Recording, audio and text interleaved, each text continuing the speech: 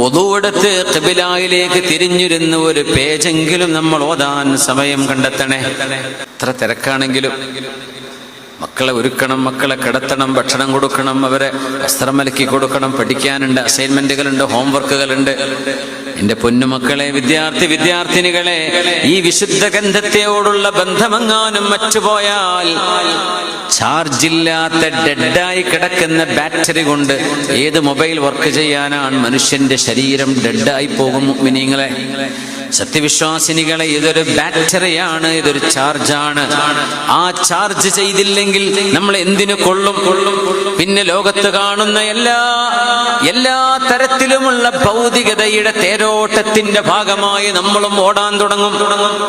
യൂട്യൂബർമാരും ഇൻഫ്ലുവൻസേഴ്സും കാണിച്ചു കൂട്ടുന്നതൊക്കെ ശരിയാണെന്ന് പറയാൻ തുടങ്ങും.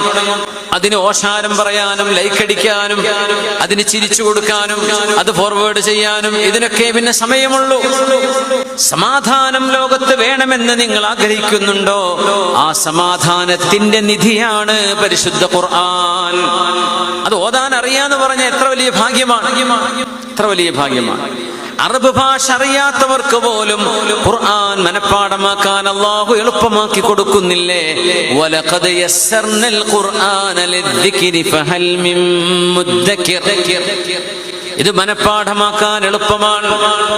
അറബ് ഭാഷ എളുപ്പമുള്ള ഭാഷയല്ല, പക്ഷേ ഖുർആനിന്റെ ഭാഷ മനഃപ്പാഠമാക്കാൻ വളരെ എളുപ്പമാണ്. എന്തുകൊണ്ട്? ഇത് മനുഷ്യന് വേണ്ട ശ്വാസമാണ്. അത് വേണമെന്ന് ആഗ്രഹിക്കുന്നവർക്ക് അല്ലാഹു വാരിക്കോരി കൊടുക്കുകയാണ്.